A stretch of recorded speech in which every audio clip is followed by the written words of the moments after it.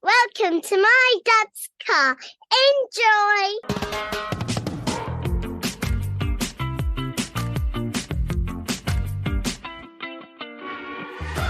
Welcome to My Dad's Car, a podcast discussing our personal relationship with automotive nostalgia. And you know what? It doesn't even have to be about your dad's car. It can be your mum's, your grand's, your parents', guardians, or even a neighbour's.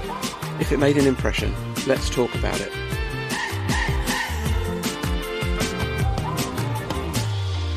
Hello, John. How you doing? All right? Yeah, we're not too bad. We've just been a technical, I think, with Dave. He said, I can see you and I can hear me, but you can't hear me. I know. Which obviously is going to make it a little bit tricky for this podcasting malarkey. It's not the first time, is it? No, indeed. It's all right. It won't be the last either, I'm sure. G'day, how you going? How's it going? Right, Dave? I'm good. I don't have a camera, but because I just log in with my phone as well. Yeah, if we can see you, it just means then we can make sure we've not offended you or something like that. Yeah. Oh, you're definitely going to do that. That's all cool. As long as you're fully dressed, you won't offend us.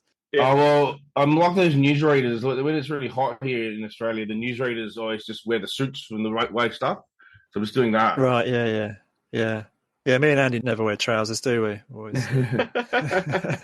I've gone for a little rah-rah skirt today. Have you?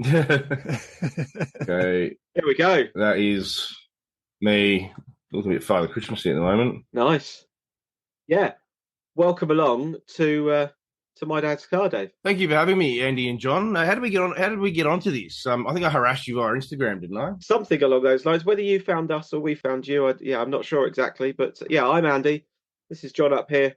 Nice to meet you, Dave. You too. And you're, amusingly, you're down there, aren't you? And you're in Australia. Where in Australia are you? I'm in a town called Adelaide, or it's a city. Well, we think it's a city. It's not real big, but it was famous briefly for a while because we had the Adelaide Grand Prix here. Yeah. From 1985 to 1995. Okay. And it was really cool. But yeah, we haven't done anything since then as a city. Yeah, and you run your Instagram is it Garage of Awesome or something along those lines? Yeah, that's me. I remember some mates we were sitting around one day and we was like talking about all the cars that we wanted. We're those sort of guys that would, with $1 million would prefer to buy 1 million cars worth of $1 than buy something really, worthy. and so we were just like spitballing. We just need some kind of big garage of. And then one of us just said, "Awesome." And there's been conjecture as to who said it, but I think it was a team effort. But anyway, I've got the name, and just use it to put cars up because I really don't see much in social media except for putting up pictures of cars or looking at pictures of cars. Fair enough. So yeah, let's jump into it. What's your earliest car memory? Yeah, I was thinking about that. I reckon it might have been appropriately enough my dad's car. Yeah. Getting towed away from our driveway when I was a kid, and when I say a kid, just to get this out early, my dad died when I was 5 years and 10 days. Oh wow! And this was not the last car he had. This was the second to last. So I must have been 3. I couldn't have been any. I don't think you can remember anything earlier than 3. But it was a green VC Commodore, I reckon, which is the second model of the Holden Commodores. Yeah, looks a bit like a Vauxhall Royale or Vauxhall Carlton, maybe. Yeah. Yeah, I don't know what was wrong with it, but it got towed away, and then it was replaced by a brown Mitsubishi Sigma. Oh, okay. So I remember, just remember that Commodore getting towed away, and I've got one picture of it somewhere. I've gone through all my parents' photos, and I found this picture my dad took of an office he was thinking of renting, and his car just happened to be next to it. Oh, cool. And you can see it sort of off in the distance there. So that would probably be the first memory, yeah. And then when he got to the Sigma, these were company cars. He was a salesman. He sold books, legal books and medical books. Yeah. Mm-hmm. So it was just him in South Australia. He was the national guy. I mean, the statewide guy for this. And he had these back when everybody seemed to have business cars, work cars. And he had a brown Mitsubishi Sigma. They were made here in Adelaide, and his was automatic. My mum had a Mazda 323 that was manual, and I had this notion when I was a kid that all women drove manuals and all men drove automatic. Yeah. So, sadly, you lost your father. So I'm guessing there's not a huge amount of memories with regards to kind of travelling around in the car with him. No, not so much. I remember him driving me to Queen Victoria Hospital when my sister was born. Yeah. Which was just adjacent to the Adelaide Grand Prix track. Actually, if you were a patient in that hospital when the Grand Prix was on, you could pretty much watch it. I bet they got some amusing A&E entries. That's Yeah, wouldn't you? oh yeah, I've got to come in with this. I've got this sore elbow. I need to just go over there. Yeah, but I want a window. Yeah, exactly. So it's funny actually. That building now is the building's still there, but it got converted into sort of apartments. And I just like to think that there's some yuppie with like really, really designer furniture and a really nice kitchen. And if you time shifted back like 45 years, my naked bloody body would be like being born in that exact same space, but like, just on their kitchen table. But yeah, my sister was born there too. And I remember my dad driving me there. I just remember being in the back seat and in between the seats and seeing the hospital because it's quite tall. There's no other tall buildings around. Yeah. And I reckon he took me to a car race once as well, which would have been at Malala Raceway, which is it was for a long time the only actual permanent racetrack we had in the area. I mean, it's 100 k's north.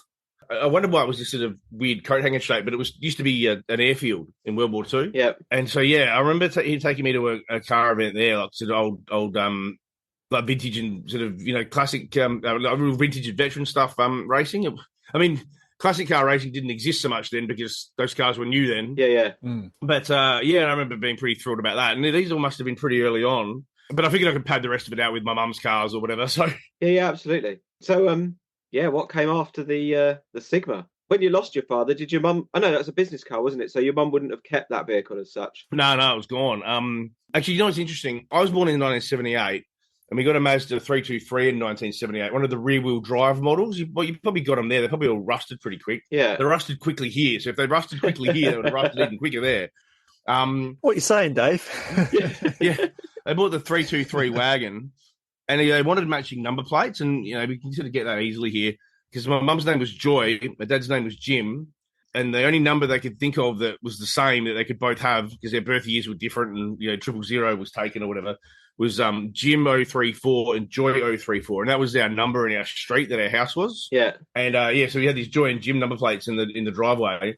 Not for very long, obviously, because then we passed. But I was about 20 or 21 and I was down at a little seaside suburb called Glenelg.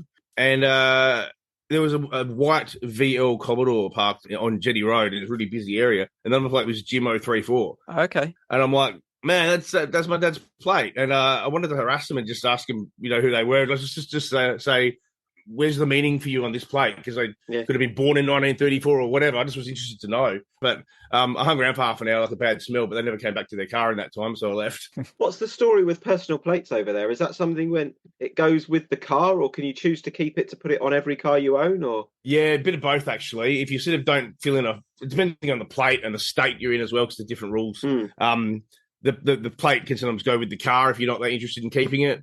But, you fill in a form and get it transferred across, something like that Jim 034 plate, you own the reissuing rights to it, but you don't own the commercial rights. So you can't sell it for $1 million if somebody suddenly wants to pay you for it. Yeah. But, you can keep it and prescribe it to other cars. So I don't have a single number plate in my collection of cars that is the original number plate. Except for actually one car, I think, has it. Yeah. It's just easier to remember if you know what it is, if you made it up. Did your mum keep the Joyo number plate? She did, yeah. And it's just funny, like, back in the old days, we had the local shopping centre was like what they call a strip mall now, I guess, in America, where the shops are all sort of lined up and the car park's sort of off to one side. So, we go to the butcher and you can see her car, and you go to the news agency, and every time we went to every shop, they'd always go, "G'day, Joy, how you going?" And I remember saying to my mum once, "How does everybody know your name?" She just said, "Sit on my car." I'm like, "Oh, yeah." And in fact, years later, I was working at a car event at Lobethal, the Lobethal Grand Carnival, which was actually the site of one of our Grands Prix back in the 1930s. And back when they used to have ridiculous, stupid Grands Prix that went for like 37 kilometres around the hills. And they'd actually blocked off the road, and they had all these demonstrations going on. And there was this copper there. He's a policeman. He was about 6'4" or something, and he had this big moustache. And I saw his name. It said John Illingworth, and I was like, I reckon he used to be my Cub Scout leader. And I went up to him and said, "Did you used to run a Cub Scout group in West Beach in the mid '80s?" And he goes, "Yeah, I did." I went, "I'm about to make you feel real old." And he goes, "You're Joy's son." So yeah, the plate had far-reaching connotations. Obviously, you were young when your dad passed, Dave. Yeah. Do you know if he was like into cars? Would you consider him like a petrol head from what you heard, or do you not really know about that? Yeah, I often wonder how my life would have turned out differently because he's quite a competitive character as well, and he was deep into his sports. Yeah, and they're two things that I'm deeply not into: is competitiveness and sports. Although I seem to be trying to win the race to see who can amass the most amount of old Isuzu cars that don't work, but that's where my competitiveness goes. But he was a bit of a car guy. He had an MGB. It would have been an Australian-built one. But that was back more when they were relatively new. Yeah. And it's sort of a bit hard to differentiate. You know, is a young dude with a cool car, is that petrol-headedness or young dudedness? Yeah. And, you know, it would just be like having an MX-5 today or whatever. But he had a TD before that as well, apparently. And my mum said that he was quite dapper in his tweed jacket and elbow patches, smoking a pipe with a flat hat. And I was like thinking, even when I was a kid, I was like, that's what old people wear. But as it turned out, it was what young people wore before they became old people, I guess. Yeah, the fashion just never changes, does it? You kind of get to a stage in your life, you're like, I'm just going to wear this forever. Haircut's the same, jeans are the same. Yeah, I reckon, I think it was Jerry Seinfeld said that men dress the same as their best years of their life. So the best years of my life was a Street Machine T-shirt and shorts. So here we are. So, where are we going with that? John asked you whether your dad was a petrol head. Yeah, so looking through the family photo album, I remember seeing our house. And on the spare block next door, which was long gone, you know, when I was growing up, there was a house there. But for a while there was an empty block. And he had an FX Holden. This was the first model Holden. Okay. They called it 48215. There was the Holden that came out in 1948, the very first model. And so we moved there in 77, just before I was born. And then, obviously, so he was only there for 5 years and then he was gone. And I don't ever remember seeing that car next door. And I remember saying to my mum, what's with this old Holden? And she goes, oh, your father was going to do that up, but he became unwell, so he sold it. And I just look at the picture of it now, and it's like, you wouldn't do it up. It's fine. There's nothing wrong with it. But, you know, when it was 30 years old, it was probably, you know, you look at that sort of wear and tear, and you're like, oh, yeah, it could probably do with a birthday. They've got, like, yanked down sort of style handles, and one of them was a bit droopy and that sort of stuff, you know. So he had grand aspirations, but he was big into boats as well, and I didn't ever want to go down that path. You know, because you can use a car whenever you want, but you need to wait for either a flood or take your boat somewhere before you can use a boat. Yeah. Was he hands-on, do you think? Like, was he had those ideas of doing the car up? Was he a sort of a DIYer? Would he give stuff a go? Yeah, probably. Yeah, from what I can gather, he was kind of handy. Because after he passed, my mum would get his brother to come in and do handyman jobs. Yeah. And the comparison was not good. And she stopped asking Jeff to do any handyman stuff after a while. But yeah, so I reckon he would have got into it. I mean, you know, as a bit of a progression, in the mid-90s, my mum was seeing a guy, and I will mention him because I don't class him as a dad at all in any way. He's just seen this guy for like a year, but he's got some intriguing stories. And one of them was that he was mechanically minded. He was a mechanic, I think, at some point. And so he bought me a Holden 186 engine, 186 cubic inch 6-cylinder engine that we were going to do up together. Okay. Is a bit of a, you know, stepfather and son kind of project. But he literally didn't do a thing, and like never sort of. I mean, I didn't take the initiative either because I worked out I didn't like hanging out with him anyway. With the local council put a skip down the street a couple of years later, and I hauled it and chucked it in the skip. So that was the end of that. But it's just it's funny just that like so that guy was sort of. I guess the theory was that he was going to do it, but in reality, it was like, no, I don't think so. I will just, as another aside, just mention that guy. He did a bit of motor racing. His name appears in the results at Bathurst from like the 60s in the 500-mile race, which is a big tin top, you know, classic. Okay. And then my mum was talking to him one night, and she just said, have you ever been in jail? She didn't have many suitors after my dad passed, but she just always go through the motions of asking if they'd been in jail. And the last guy she'd gone out with said, oh, yeah, I got locked up when I was in Vietnam for, you know, drunk and disorderly, blah, blah, blah. You know, that's pretty normal young dude stuff, whatever. And then this guy goes, yeah, I did 6 months for robbing a service station. Jeez. And she's like, you robbed a servo? And he's like, yeah.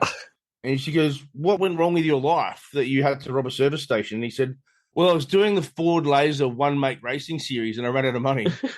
Wow. Yeah. You know, when you had the like, Lotus Elise one-make series or whatever? Yeah. But it was like the the Ford Laser one, and Mark Scaife, who became quite an important touring car racer here in Australia, but that was where he got his start. I was thinking, I can't imagine this dude racing against Mark Scaife. He would have eaten him for breakfast. But anyway, just go back to so my dad didn't have a lot of chance to impart a lot onto me, but I think I might have had just some kind of Asperger's or something anyway, because my mum always said, I don't know where you got this from, because, your dad was into it, but not like this. And, every Christmas or whatever, it'd be books. And, I bought every Wheels magazine since 1989, and I've now got back issues. So are you involved in cars in your day job, Dave? Yeah. I write for a couple of car magazines. I'm a freelancer. Okay. I worked in classic car insurance for a long time. 17 years. I got this job at Shannon's Insurance, which is one of the big ones in Australia for doing classic and enthusiast cars. Yeah. And I joined that place just over 17 years ago as an underwriter.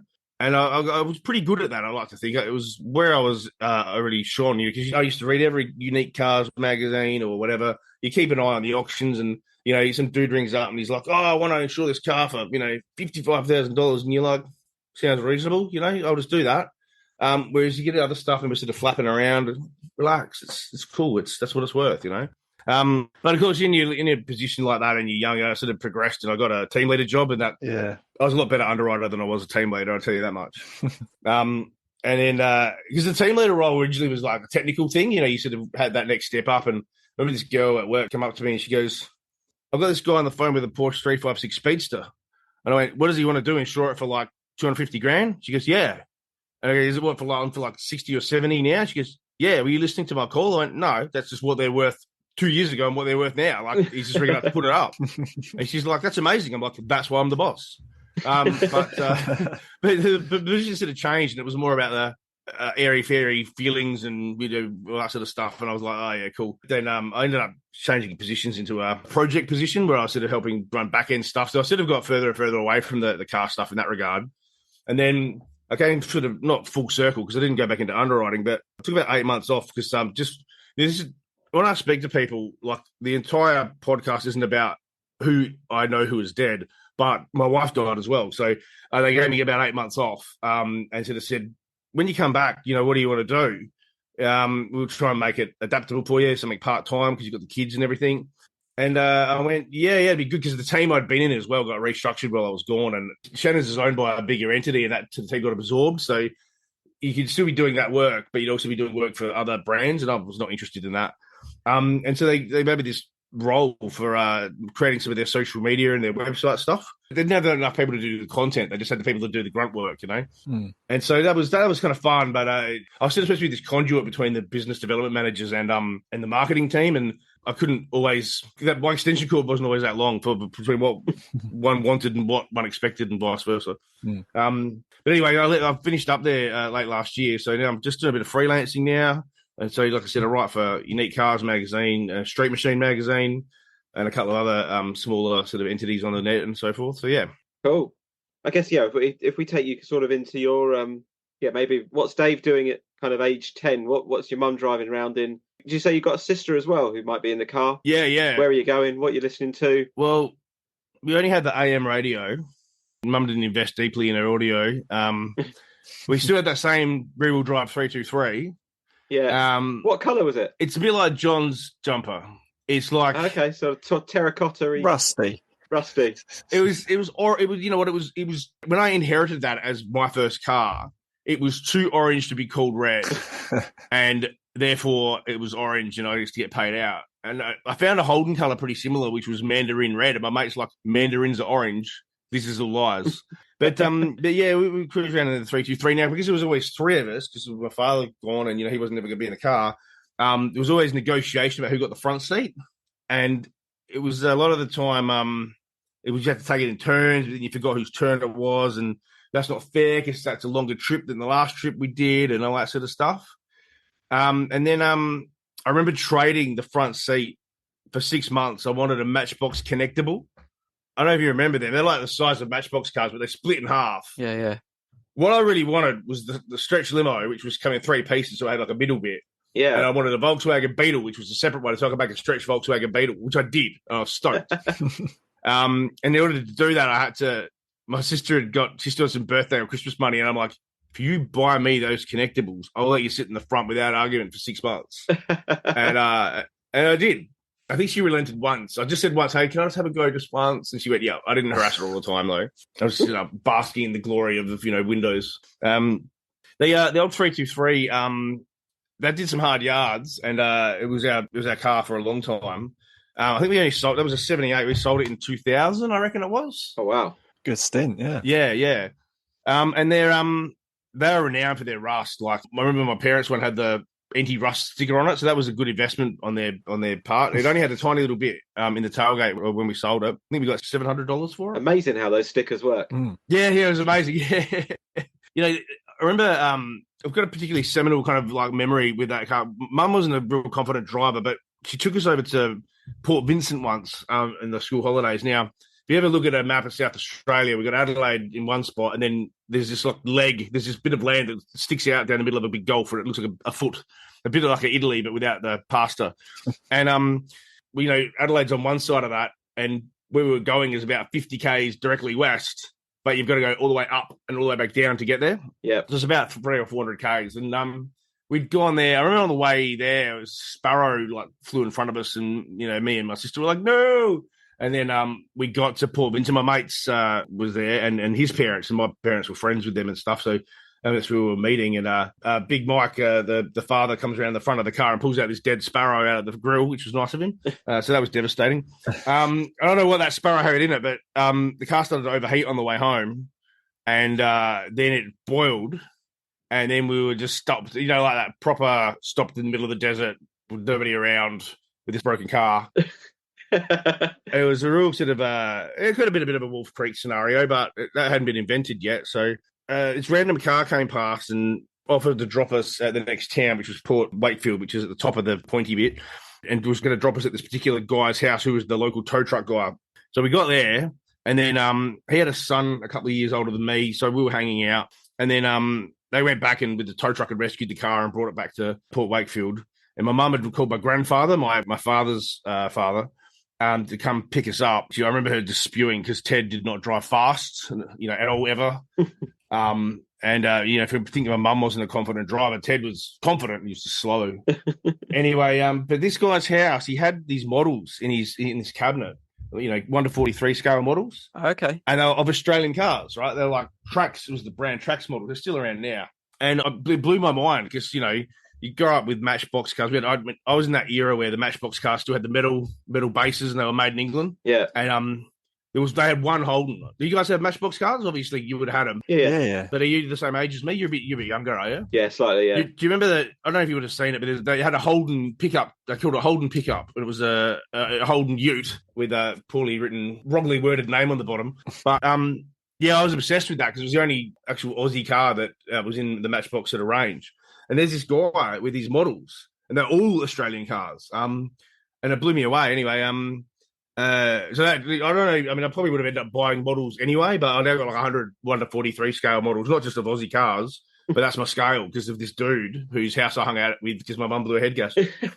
It's amazing how such a sort of, an indirect link to someone can just rub off on you, isn't it, like that? Yeah, absolutely. We said before, it's ridiculous how a friend of a friend or a contact through a contact can just lead you into something that you probably didn't even know about, really. But then when you look back, you think, oh, that's probably why I'm into that. Strange. Yeah. It's been a bit of a Gwyneth Paltrow sliding doors section there, I think, sometimes. Yeah. So you didn't have much on the radio because there wasn't much going on. Was your mum a smoker? You have a bit of a smoky atmosphere in the car? Or? Nah, yeah, she was, but not in the car, thankfully. I don't reckon she ever smoked in the car. They made that illegal in Australia. Not that long ago, as in after I was a kid. Yeah.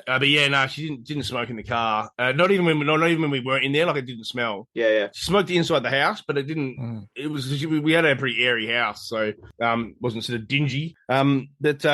That's good that it's a law over there, because over here I'm not aware of any law saying you can't smoke in your car still. I think it is a law thing now. Oh, is it? Oh, fair enough. I think if you've got kids in the car, you can't smoke, yeah. Oh, I better stop then. Well, my late wife's brother is a cop, and he has been for a long time, and he just sort of became a cop when they brought those rules in, and he lives in an area that's got a bit of a socioeconomic stigma, so he's got plenty of people to pull over. And he pulled over one lady because she was smoking in the car with her daughter. And her daughter's like, don't have to pull her over, I smoke too. Yeah, so no, and we just had that 323 forever, so that's not actually very exciting at all. I was going to ask you, Dave, obviously you're saying about your mum taking you on a long journey. Were there any sort of serious vehicle checks done before you set off? Because like you said, there was no mobile phones or anything then, so if you break down, you just have to, I guess you just sit tight and wait, do you? Yeah. Actually, I mean, I remember I rescued some British lads. This was sort of before mobile phones were prevalent. Me and my wife, we bought this V1 model Holden SS Ute with this canopy that makes it look like a panel van. It's a pretty sort of rare option, this big purple thing. And a 6-speed manual. It's a 5.7 litre, so it gets up and moves all right. Mm. And there's these poor British backpackers at the Holden Jackaroo, which I think was sold as a Isuzu Trooper maybe over your way. Yeah. And it was parked on the side of the road, and none of them had a phone. We said we'd take 2 of you, just so then it's sort of they can't overrun us if they decide to kill us. And we chucked them in the back. There's no air in the back of this thing. It was a warm day, and flogged past a few people, and got out of the next town. They're covered in sweat, and they're like, "Well, it shifts, doesn't it?" Yeah. But nobody was harmed in the making of that little segue. But I don't. My mum would have taken it to the local garage.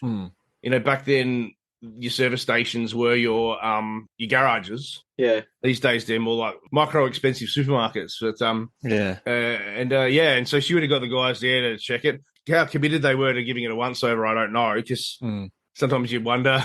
They just wave a wheelie rag at it and go, yeah, she's good, mate. I guess it's a weird concept for us. But obviously, if we take a long journey, you can pretty much travel and you're going to see someone or something along the way, aren't you, Andy? Rather than your terrain is just chalk and cheese to us. Yeah, I think unless you're probably going top of Wales or Scotland or kind of Exmoor or something, but then you're gonna see someone fairly soon, aren't you? Yeah. Probably. I always find it funny with the old petrol service stations that one of the staples of the petrol service station is everything you need to make a fire. You even got wood and stuff out. Yeah, wood, coal, firelighters, like next to probably the most flammable thing in the world. It's like, just in case with your flammable fuel you want some more stuff to keep it going. We've got it. Yeah, absolutely. The servo around the corner from me growing up, it was a brand called Golden Fleece, which I don't know if I think they're an Australian brand. I mean, they're probably owned by Texaco or something. Yeah, we haven't got it. It sounds like rolling tobacco. Yeah, it does. Yeah, it does a bit, doesn't it? Or a dodgy used car dealer or something. Golden Fleece, and it had a really cool, logo. I thought it was cool, just because it was at the end of my street, and it's not even there now. Your service stations don't often. I know that your zoning rules over there, but usually because they've got tanks underground and they can leach or leak, gradually they sort of be a bit tainted. So it's hard to get that land to not be a service station anymore, but it has been converted now to shops. But we had this Golden Fleece, and they had this car outside that was their shop car. I reckon it was there for years, and I never really gave it a second thought until one day I realised I'd never, ever, ever seen another one. Oh, okay. And what it was a Mark II Ford Cortina panel van. Oh, wow. So, it's your Mark II Cortina, short doors like a 4-door, but just at the front doors, and then this box, just this big square box on the back, sort of rounded at the top. And I think it was red and white, which meant it was probably owned maybe yellow and white. I think it was owned by Tip Top Bakeries. We have like this bakery, big commercial bakery here would have ordered like 10 of them or 20 of them from Ford Australia, and Ford Australia probably have gone, we don't make them, but we'll make 10 of them. Like it's worth our while. Yeah. And it was only recently on Facebook or something, another picture of one came up. I've even got this Ford Australia, commemorative book, and there's a Mark I Cortina with the same kind of body on the back, which again, I've never seen another one of them. So it's conceptually the same, but this Mark II Cortina bread van was their shop truck, and there'd be 0.0 of them left, I reckon. Yeah, I've just certainly never seen one over here. No. I remember they used to do I know it was definitely a Sierra, but I think they did a Cortina, like a pickup version. Obviously a Ute for you, Dave. Yeah, P100, I think they called them. So I remember I used to live near the seafront in a village, and there's a couple of fishermen guys that used to use them. A bit of a rarity now. Yeah, they were fairly common over here. I think they were built in South Africa. I don't think you guys built them there. I think they actually built by Ford South Africa, I'm pretty sure. Okay. Or at the very least, they would have created kits for them. There was one up in the Northern Territory. I went to this event called Red Centre Nuts, and it's like a big car meet in the middle of the desert. And yeah, this guy had a normal, like an Australian-made Cortina and this South African-built P100, and he had them parked next to each other, and you could just sort of look at all the little differences. Mm. Like one difference you couldn't see that he told me about was the windows wind opposite directions. So, you know, this way's down and this way's up, but it's the opposite than the other car. Which I thought was sort of fascinating. They would have not only a different mechanism, but it would work opposite. That's just ridiculous. Yeah. Assembled on a Friday afternoon. Yeah. Someone wired it up wrong. Yeah. No, I think it's just how they work. Is they just had different internals for the Aussie versus the South African one. Just different suppliers and so forth. Crazy. I get fascinated about all that kind of weird stuff. So yeah. Any interesting cars owned by your friends at school? Any kind of envious vehicles dropping kids off outside the school? There was a kid whose parents had a Brock Director.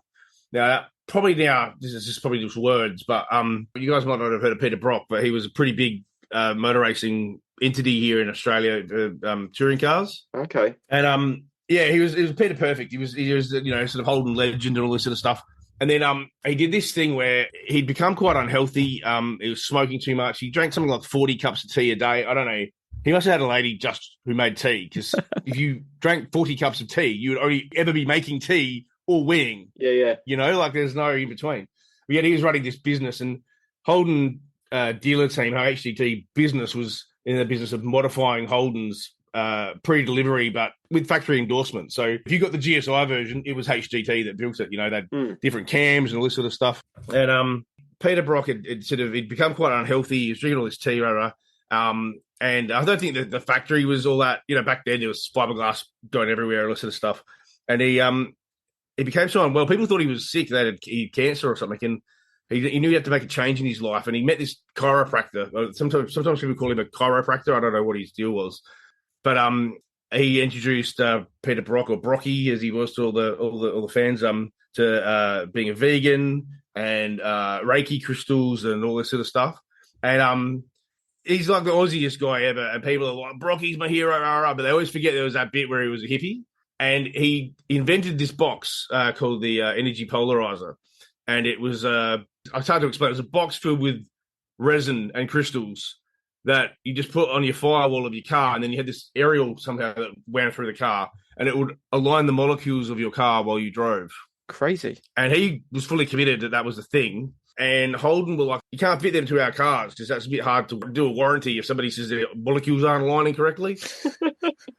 And he was pretty adamant. And in fact, because his signature would go onto the cars as a sticker, he refused to put his signature on the cars that didn't have the energy polarizer. And then he was getting bigger and bigger, and he wanted to build this world-class car based on the VL Commodore, which is, you know, that old Vauxhall Royale kind of shape, but more updated front and back.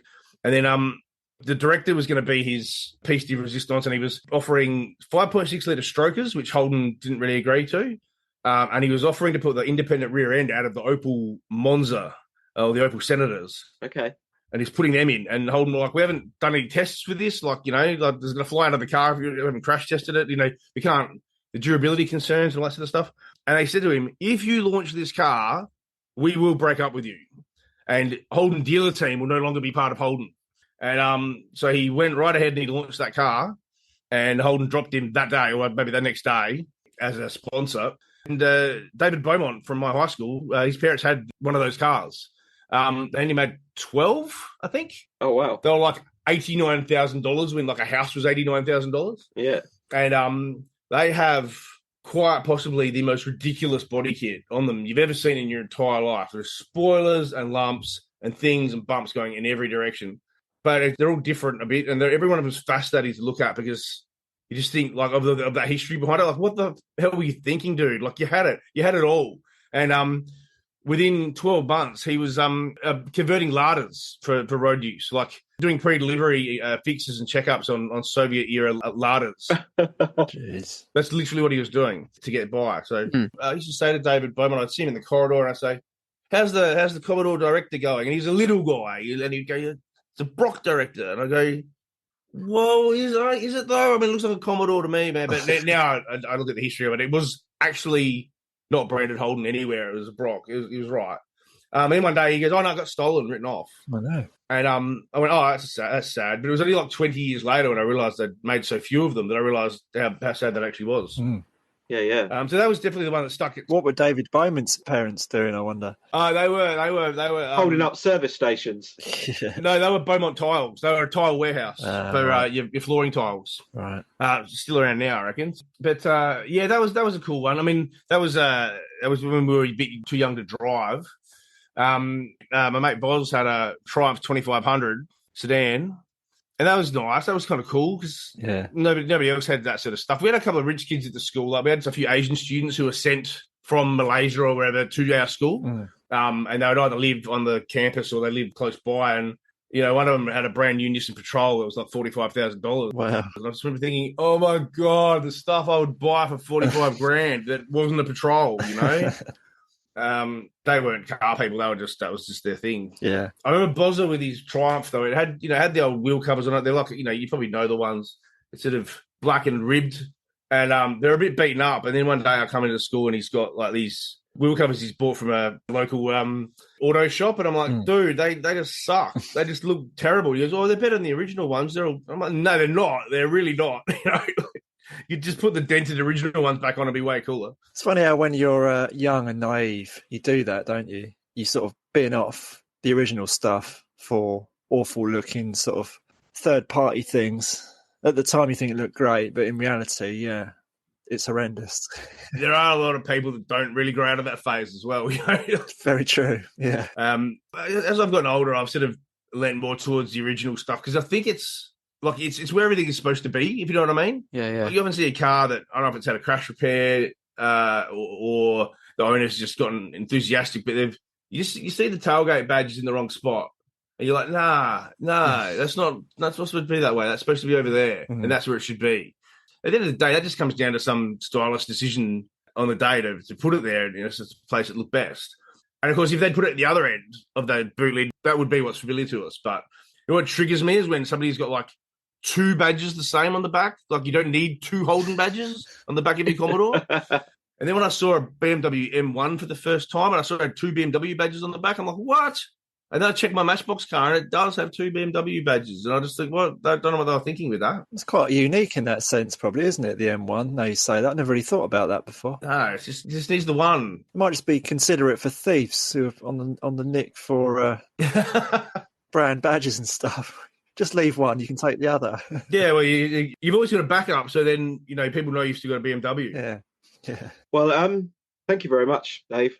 I'm going to have to wrap it up. Yeah, no, fair enough. Yeah, thanks for joining us, Dave. It's been good fun. It's a pleasure because I wanted to, it's good to have a think back, and you don't often think back to those early memories unless somebody sort of prompts it. Yeah. And to be honest with you, this is a surrogate for a conversation because my kids are wanting to talk about Godzilla or Barbie. So they're not going to ask me about, the history of the world as it stands. So I thought, as long as you guys poke me at my brain, I won't get Alzheimer's for another week yet. Well, thank you very much for joining us. Thanks for showing an interest in what we're doing from the other side of the world, which is really cool. Yeah, thanks, Dave. No, I appreciate it. It's really good to listen to, and I'll look forward to the next one. Thank you very much, mate. Look after yourself. You too. Bye. There we go. Trip down under memory lane. Yeah, that was quite a unique, what should we say, recording, I suppose, wasn't it? Hearing about cars that we've never heard about before. Yeah, it was. He's a character, isn't he, Dave? Yeah. Interesting chat with, some good stories. And I think my fear has been with chatting to people from, I guess, outside of the UK is whether or not those stories will sort of cross over if we don't necessarily know the cars. But I think they do sort of stand up for themselves, don't they, still? Yeah. Yeah, obviously there was the racing driver who robbed a service station. There was the... guy having 40 cups of tea a day. Yeah, 40 cups of tea a day, the anti-rust stickers, the crazy car with like cosmic realigning, voodoo box or whatever was in it. I think... we'll have to do a bit of extra research when it comes to putting it out on social media to find the right imagery, etc. Obviously, given his day job as a freelance motoring journalist, I'm sure he'll be able to assist with that.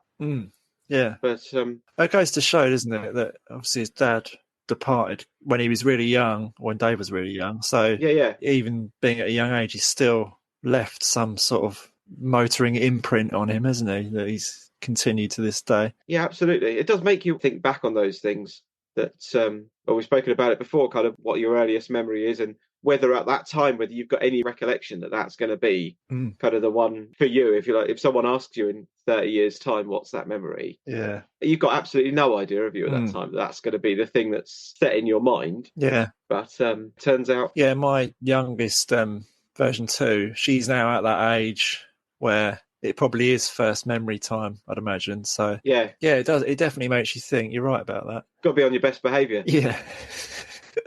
Yeah. Her first memory is going to be, I'll go back to the beginning of this podcast. I walked in on Daddy and he was not wearing any trousers on a podcast. What's that? That's perfectly normal. Yeah. Every Friday we do it. Yeah. So, yeah, that was Dave from Adelaide. So, yeah, very nice of him to join us. Indeed. Another enjoyable one. Good stuff. See you later. Thank you very much, John. Roll the credits. Thank you for listening to My Dad's Car. I hope you enjoyed the show. Please support us.